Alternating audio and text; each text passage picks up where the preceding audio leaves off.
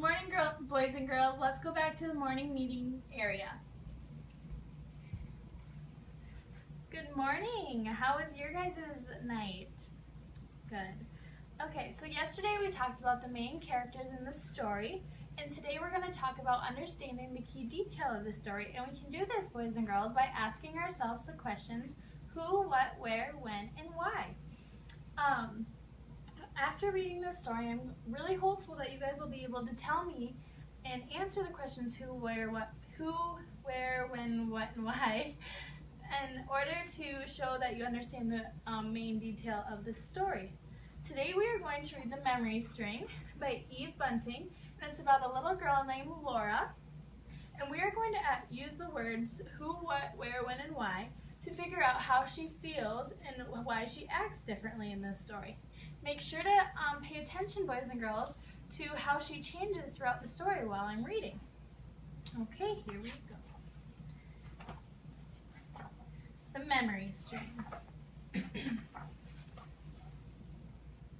Laura sat under the oak tree in their small backyard. Whiskers, her black and white cat, lay beside her, twitching his tail. On the porch, her dad and her new stepmother, Jane, were painting the railings. Jane stopped and pushed her hair away from her face. She wore an old painted shirt and skinny-legged jeans. "Want some lemonade?" she called. Laura shook her head. While Jane was still looking in her direction, she took the memory string from the red velvet box on her lap. The buttons strung on the string shone and silvered, patterned with oak leaf shadows. Jane dipped her brush in the paint and went back to work. Her shoulders were stiff. Laura had pulled out this string a lot in front of her stepmother. Okay, boys and girls, so pay attention to this box because it's going to play a main part in this story. This was my great-grandmother's memory string, Laura told Whiskers in a loud voice. Then it was my grandmother's, then my mother's, and now it's mine. Are you sure you don't want some lemonade? Her dad called. No thanks, Laura said. If you aren't doing anything important, you might come help us. Joan's voice was sharp. I am doing something important, Laura said. This button came off my great-grandmother's first gown dress, she told Whiskers. Back then, some people couldn't read or keep diaries, so a string like this was their way to remember. Mom told me. Whiskers yawned. Okay, boys and girls, I'm sensing that for some reason Laura is upset with Jane by the way that she talks to her. Be paying attention to this and thinking of ways that why Laura would be upset with her stepmother. This button was my great aunt's. She wore the dress to a quality party. It's all part of our family's history.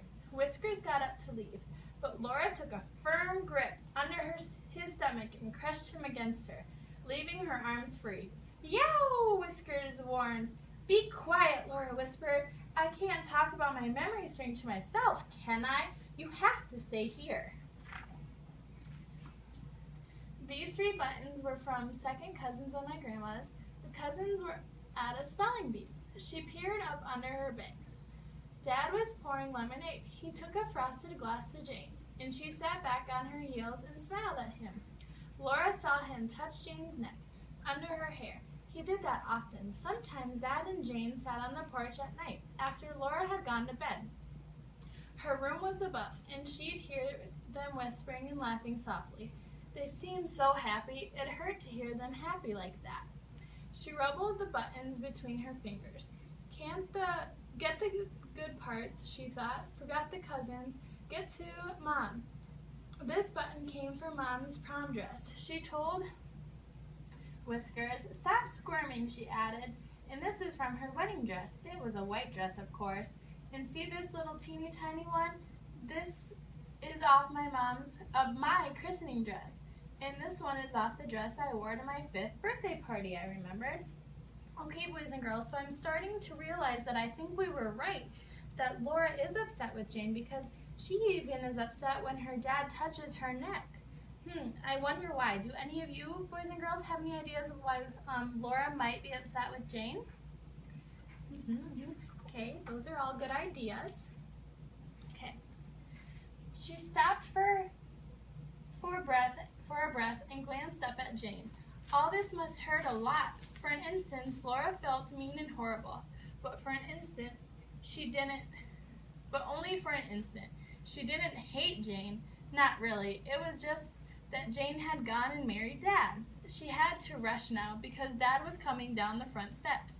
This khaki one was off Dad's uniform when he went to the war in a place called the Gulf. Mom cut it off his jacket when he came home, and she cried and cried because she was so happy he was safe. Dad stood in the front of her, bare ankles and torn tennies. Laura? Quickly, before he could stop her, Laura said, "This last one fastened the neck of my mom's nightgown, the one she was wearing when she died. Dad saved it for me. She helped me. She held up the memory string. It turned the colors blurring through the blur in her eyes." Whiskers leapt. "Watch it," Dad said anxiously, but he was too late. Whiskers' claws caught on the string, scattering buttons like sunflower seeds. Laura covered her eyes with her hands. "Oh no!" Boys and girls, does this remind you of a time that something of yours got broken? Like when, for instance, maybe your shirt got ripped playing games or something at recess?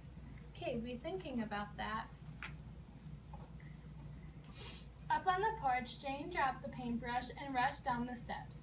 "It's okay, sweetie," she said. "We'll find them." The three of them searched the grass. "I found one," Dad said. "Here's another," Jane called. Whiskers watched from the top of the sagging fence. "Bad Whiskers!" One by one, Laura put the buttons carefully back in the box. "There were 43, she said. "I'm still missing 7. They found 6 more. Their knees were covered with dirt. Ants crawled over their hands and arms. So, boys and girls, I'm thinking that that's pretty nice of Jane to help Laura try and look for her buttons, even though that Laura isn't treating Jane very nicely. Okay, let's keep reading. They sifted through leaves and dead blossoms that had blown off the camellia bushes by the porch. "Do you know which one is still missing?" Jane asked. "The one from Dad's uniform. It was my mom's favorite because Tears streamed down Laura's face, and Jane took a step toward her. "Oh, Laura, my dear." It was what Mom would have said, what Mom would have done. Jane's voice was soft, as Mom's would have been. But this wasn't Mom. Mom had died 3 years ago. This was Jane. "Dad," Laura whispered, and her dad folded her against him. They searched again after supper until the light faded while Whiskers lay on the porch, lazily swatting bugs. When she finally went to bed, Laura couldn't sleep. "Well, we'll find the button in the morning," Dad had promised, "and I'll help you restring them," Jane said. "Thanks, but I know how to do it," Laura told her. She lay listening to the crickets, listening to Whiskers purring beside her. A little later, she heard the murmur of porch voices, and she got out of bed and knelt by the window. Jane and Dad sat in the swing. She could hear it soft creak. Bugs battled against the yellow light bulb. "But there won't be any difference, Dad was saying. "My old uniform is one of those boxes we sorted in the attic. I can cut off a button and drop it in the grass. She'll never know." Boys and girls, how would you feel if you found out that your parents wanted to make you feel happier, so they might have done something like that? They might have just taken another button and said it was the old one. Would your feelings be hurt, or would you be okay with your parents doing that, just knowing that they wanted to make you happy? Okay, good ideas, boys and girls, good thoughts. Let's keep reading. "How can you think of such a thing?" Jane asked. "Those are true moments on that string. You can't cheat Laura like that." "But sweetheart," Laura imagined Dad taking off his baseball cap, rubbing his head the way he did when he was worried. "My little girl's heart is breaking. I only want to make her feel better." "Laura would rather have that button missing than have a replacement," Jane said. And then she added, "It's like a mother. No substitute allowed." So, boys and girls, now we're starting to realize why Laura was upset. Anybody picking up why she's upset? Anybody have any ideas? That's right. That's what I'm picking up too. I think that Laura's upset because her mom passed away, and now she has a new stepmom, and she's not really taking it too well, and she's just upset. But the way that Jane is acting now by not letting her dad put just a different button in the ground, do you think that that's gonna, when Laura hears that's gonna help her like Jane a little bit better? I think so too. Okay, let's keep reading. Laura heard the chokiness in Jane's voice. She felt choked up. She felt choked up herself. The swing squeaked as one of them stood up. Let's look some more. Right now, Jane said. Now you can't see a thing. Flashlights, Jane said. Laura bit her lip. Should she go too? But then they'd know she heard. She watched the white circles of the flashlights, the dark figures of Jane and Dad crawling through the grass. She could smell the fresh paint, the crickets, and stopped singing to listen. And then she heard Jane's excited voice. I found it! Over here! It must have rolled! She held something up between her fingers and thumb. Whoopee! Dad swung Jane around and around and around and laughed. Careful! We don't want to lose it again! She'll be so happy. You can give it to her at breakfast, Janie. I don't think so, Jane said. She won't like it that I'm the one who found it. Let's just leave it on the porch like a gift from a good fairy. Boys and girls, Jane is really considerate about how Laura feels, don't you think? She doesn't want to upset her in any way, so she really pays attention to what she can do with this bead so that she doesn't upset Laura by making her know that Jane was the one who found it. Laura got slowly back into bed. Whiskers had moved her into a warm place, and she slid him over. Grr, he warned. She lay thinking, Jane's sad voice saying, it's like a mother, no substitute allowed. She remembered the soft look on Jane's face today, the way she had understood about the true moments on the string. So much to think about. So much. Boys and girls, do you guys think that Laura's starting to like Jane a little bit more? Yeah, I think so too. As soon as she wakened the next morning, Laura went downstairs. Jane was painting the back of the door. Jane was painting the back door Robin's egg blue. Like it? She asked. Laura nodded. Already she could see the button on the porch. She picked it up and held it tight in her hand.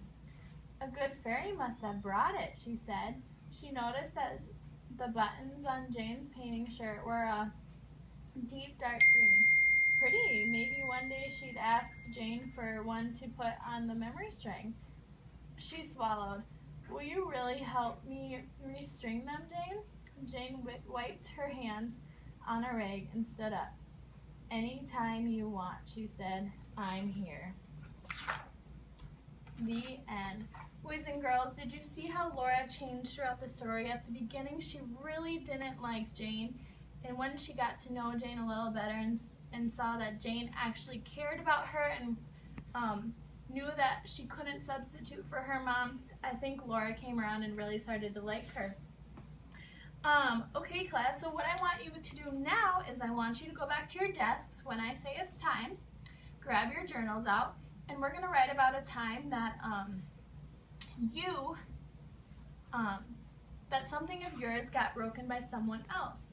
And I want you guys to be really descriptive in your writing by using the words who, what, where, when, and why, so that we really understand what's going on in your story. And make sure that there's a middle, beginning, and end also to your story, like in this book. And then during this time, I'm going to walk around the classroom, and if you have any questions, let me know. And then at the end of today, when we're done with our writings, I will let you either partner, pair, and share, or we can share with the whole class depending on time.